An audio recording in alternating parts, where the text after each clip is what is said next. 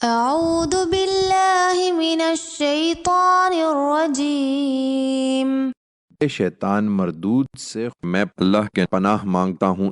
وَلَوْ يُؤَاخِذُ اللَّهُ النَّاسَ بِظُلْمِهِمْ مَا تَرَكَ عَلَيْهَا مِن دَابَّةٍ وَلَكِن يُؤَخِّرُهُمْ إِلَى أَجَلٍ مُّسَمًّى فَإِذَا جَاءَ أَجَلُهُمْ لَا يَسْتَأْخِرُونَ سَاعَةً وَلَا يَسْتَقْدِمُونَ۔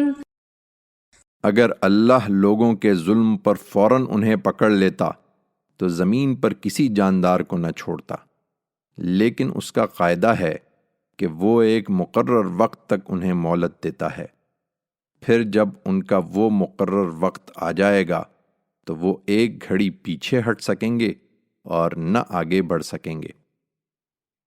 وَيَجْعَلُونَ لِلَّهِ مَا يَكْرَهُونَ وَتَصِفُ أَلْسِنَتُهُمُ الْكَذِبَ أَنَّ لَهُمُ الْحُسْنَى لَا جُرْمَ أَنَّ لَهُمُ النَّارَ وَأَنَّهُمْ مُفْرَطُونَ۔